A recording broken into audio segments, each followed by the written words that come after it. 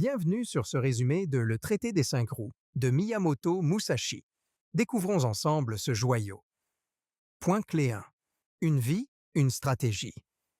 Avez-vous déjà été confronté à un dilemme complexe et vous êtes-vous interrogé sur la voie à suivre? Il existe plusieurs voies dans la vie.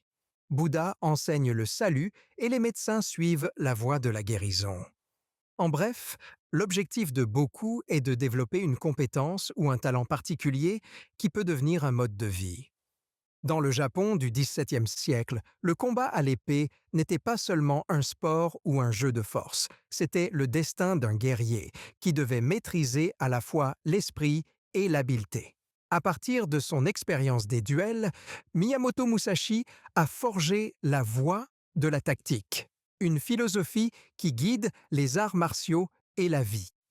Vivez selon vos propres règles, mais apprenez de ceux qui ont déjà réussi. La véritable maîtrise et la victoire sur n'importe quel adversaire sont obtenues en allant au-delà des performances superficielles et en comprenant les principes sous-jacents de n'importe quel domaine.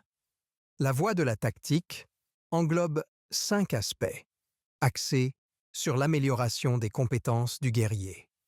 La terre, l'eau, le feu, le vent, le vide. Ne faites rien qui ne soit utile. Miyamoto Musashi. Ce résumé présente quelques-uns des fondements de la philosophie de Miyamoto Musashi. Suivez ce résumé pour découvrir les secrets de l'ancien samouraï et découvrez l'interprétation que fait Headway des exemples suivants de la sagesse de Musashi dans des scénarios modernes. Point clé 2. Qui ne tente rien n'a rien. La Terre symbolise la première roue, qui englobe 3 grandes catégories: la discipline, la maîtrise du sabre et la souplesse. Il s'agit de conditions préalables fondamentales pour apprendre et combattre, selon la voie de la tactique, dans tous les aspects de la vie. Tout d'abord, aucun guerrier ne peut gagner sans une préparation adéquate, ce qui nécessite discipline et concentration. Lorsque votre attention se porte uniquement sur la cible, vous l'atteindrez. Mais cela devient plus difficile si vous êtes distrait par les bruits qui vous entourent. Vous perdrez si votre esprit vagabonde au cours d'une bataille. Vous devez donc apprendre à vous débarrasser de toutes les distractions et à maîtriser vos compétences par une pratique constante et régulière. Les victoires se gagnent dans l'inconfort de la discipline. Le deuxième principe fondamental est l'utilisation de tous les outils disponibles en tant que stratégie de base du combat à l'épée. La maîtrise des techniques d'épée à une main offre une grande liberté de mouvement. Ainsi, vous pouvez également utiliser différentes lames en tandem. De plus, ne vous cantonnez pas à un seul type d'arme, car vous ne savez jamais ce que la situation peut exiger. Une épée courte convient mieux dans un petit espace fermé, tandis qu'une épée longue convient mieux en extérieur. Chaque attaque et chaque arme a son moment et son lieu. Quel que soit le niveau d'affûtage de votre épée, elle ne sert à rien si vous la dégainez trop tôt ou trop tard. Il faut une pratique rigoureuse pour développer le bon timing et la bonne technique. Le troisième principe met l'accent sur la flexibilité. Chaque scénario est différent et nécessite donc une approche spécifique. De même qu'un boulanger ne peut pas faire du pain avec du bœuf haché au lieu du blé, un guerrier ne peut pas combattre un archer avec une épée courte. La flexibilité implique l'improvisation. Ces principes dépassent le cadre du champ de bataille du XVIIe siècle et peuvent être appliqués à divers aspects de la vie. Envisagez d'utiliser les principes fondamentaux du chapitre de la Terre pour améliorer vos relations et votre communication interpersonnelle. Maîtrisez la patience, la gentillesse et la compassion par la pratique. Personne n'est un partenaire parfait dès le départ. Il est essentiel de communiquer en temps utile lorsque l'on aborde des sujets sérieux ou que l'on cherche à obtenir des faveurs. Évitez d'affronter votre partenaire lorsqu'il est anxieux, fatigué ou souffrant. Adaptez-vous à la situation et trouvez des solutions où vous êtes tous deux gagnants. Par exemple, proposez un massage relaxant au lieu d'une soirée cinéma si votre partenaire a eu une longue journée de travail. Point clé 3. Le pouvoir de l'eau. Le chapitre de l'eau est principalement axé sur les aspects techniques des arts martiaux. L'eau représente la flexibilité et l'adaptabilité. À l'instar d'une rivière qui se faufile et se transforme entre de multiples rochers. Un véritable stratège agit de la même manière dans sa vie et au combat. Devenir comme l'eau dans un combat implique les compétences suivantes. Entraîner son esprit à rester calme et déterminé dans la vie de tous les jours et sur le champ de bataille. Ce n'est pas un secret que nous nous préparons à la guerre en temps de paix. Vous devez donc cultiver un état d'harmonie et d'équilibre afin d'être prêt à affronter la tourmente. Utilisez le lien entre le corps et l'esprit pour renforcer votre victoire. Si vous laissez votre corps se détendre, vous risquez d'affaiblir votre esprit, et vice-versa. Par exemple, la pratique régulière d'un sport améliore le contrôle mental et la discipline. Au contraire, il est plus difficile de se sentir énergique et déterminé si vous passez la majeure partie de votre temps libre sur le canapé. Apprendre à mieux voir avec votre vision périphérique. Vos yeux sont des outils puissants pour déterminer la stratégie de votre adversaire. Alors gardez-les ouverts, mais ne dévoilez pas vos intentions et vos motivations. Idéalement, votre rival ne doit pas savoir où vous regardez afin de ne pas deviner votre prochain mouvement. Aujourd'hui, c'est la victoire sur vous-même d'hier. Demain, c'est votre victoire sur des hommes de moindre importance. Miyamoto Musashi. La partie haut représente également différentes coupes et tactiques pour gagner un combat. Par exemple, la frappe des feuilles rouges est un mouvement puissant et tranchant qui permet d'abattre l'épée de votre adversaire. Le nom vient de la ressemblance avec des feuilles flétries tombant des arbres. Ces techniques mettent l'accent sur la fluidité et l'adaptabilité du corps et de l'esprit. Votre vie est votre création, alors faites en sorte qu'elle soit radieuse. N'oubliez pas que l'eau peut passer d'un simple filet à une mer déchaînée. De même, une personne qui maîtrise son sabre, son esprit et son corps peut passer d'une victoire sur un seul homme en duel à une victoire sur 10 000 hommes parce qu'elle a compris les principes fondamentaux. Point clé 4. Combattre le feu par le feu. L'entraînement est essentiel dans les combats individuels et les batailles à grande échelle. Néanmoins, la seule façon de se préparer à un combat est de s'entraîner directement et régulièrement. Un environnement contrôlé ne peut pas vous préparer aux situations de la vie réelle, quel que soit le nombre de livres que vous lisez ou de positions que vous pratiquez. La stratégie du feu s'applique à toutes les opportunités que vous avez peur de saisir. Ainsi, la seule façon d'arrêter de craindre est de plonger dans le combat. Il existe 3 principes fondamentaux à suivre lorsque vous faites face à un ennemi ou à un défi dans des situations de la vie réelle. La prise de conscience, elle vous aide à percevoir la stratégie. L'application, elle permet de mettre en pratique les connaissances acquises.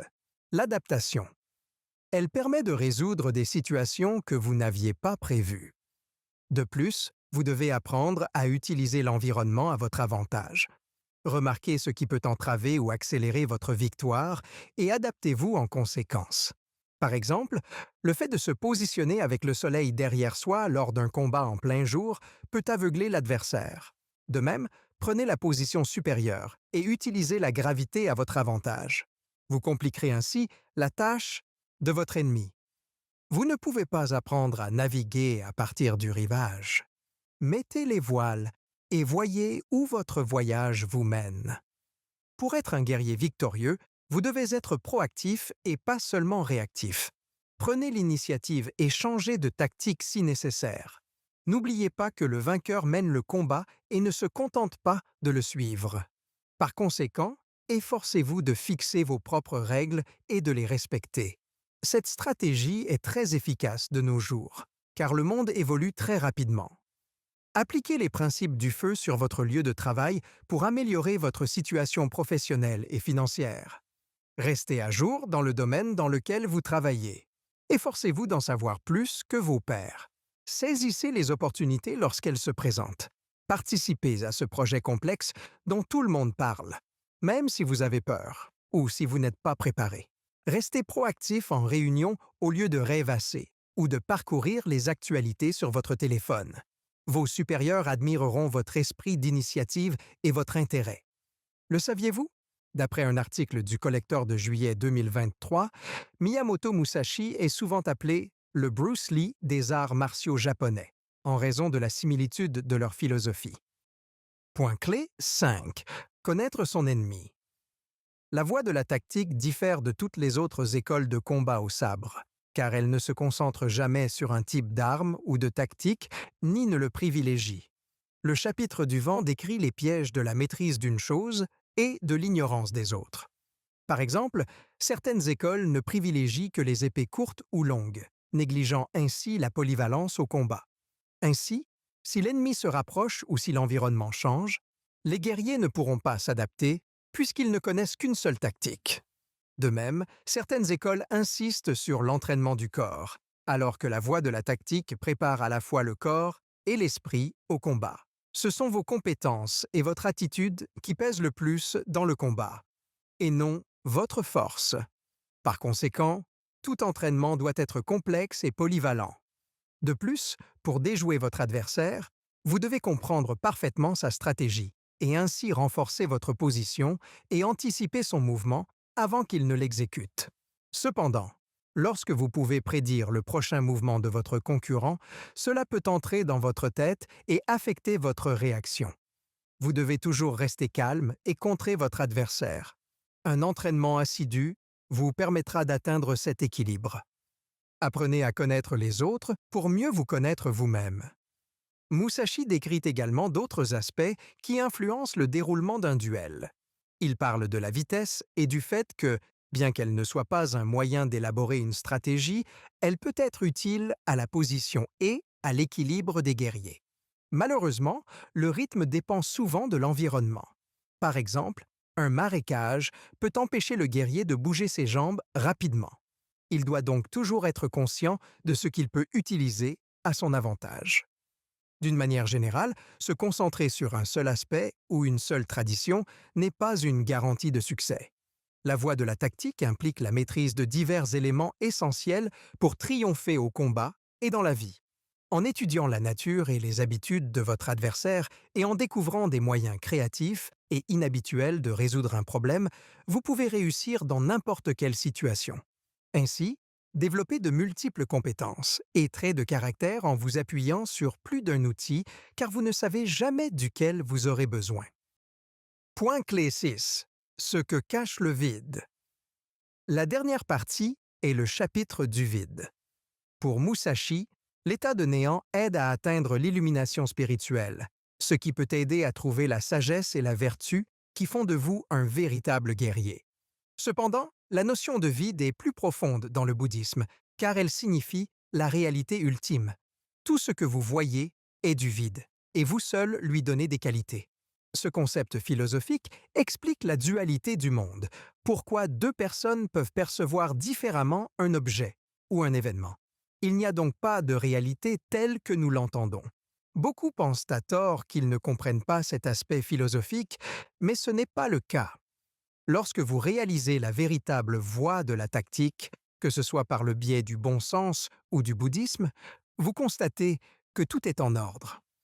Pour gagner dans le présent, il faut rester dans l'instant. L'esprit d'un guerrier doit toujours être clair et non corrompu.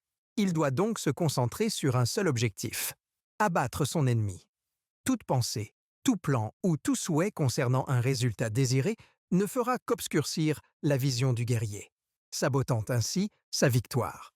Une pratique constante aide le corps et l'esprit à agir instinctivement, même lorsque l'environnement change. Bien que le vide soit profondément enraciné dans la tradition orientale et le bouddhisme, il peut également s'avérer efficace pour la société moderne. Connaître la nature subjective de chaque événement et de chaque accomplissement permet d'accepter plus facilement la vie telle qu'elle est. Par exemple, les offenses et les rancunes à long terme disparaissent lorsque vous comprenez l'autre côté et apprenez de vos erreurs. Se concentrer sur le moment présent et libérer son esprit des inquiétudes et des peurs insensées permet de relever tous les défis. La plupart des sportifs ressentent une anxiété extrême avant une compétition, et seuls ceux qui parviennent à se concentrer à 100% sur leur performance tendent à repartir avec une médaille. C'est à cela que sert la méditation. Pratiquer une compétence 1 millier de fois permet de la maîtriser. Vous pouvez progresser dans n'importe quel domaine si vous faites preuve de constance et de persévérance. Alors, ne cédez pas à vos peurs ou à votre paresse et continuez sans attendre de résultats. N'oubliez pas que les attentes tue la satisfaction. Ne vous fixez donc pas de délai et faites simplement ce que vous devez faire. Conclusion. Selon Miyamoto Musashi, un véritable guerrier du XVIIe siècle était quelqu'un qui pratiquait la voie de la tactique. Les combattants modernes, cependant, sont différents. Ils utilisent des stylos au lieu de lames et s'affrontent dans des affaires, des relations ou des défis quotidiens plutôt que dans des duels d'épée. Ces batailles n'en sont pas moins intenses et mortelles. C'est pourquoi les principes de Musashi restent aussi pertinents et pratiques aujourd'hui qu'ils l'étaient il y a 4 siècles. Essayez ce qui suit. Concentrez-vous sur une chose pendant 90 minutes par jour pendant 90 jours. Au bout de 3 mois, vous constaterez des progrès considérables dans le domaine que vous avez choisi. Pratiquez la concentration et la paix mentale grâce à la méditation et aux techniques de respiration. Entraînez votre corps quotidiennement. Le yoga est le meilleur moyen de se préparer à la bataille finale, le temps, en permettant à votre corps de rester fort et actif à tout âge. C'est tout pour l'instant. D'autres résumés passionnants sont à portée de clic.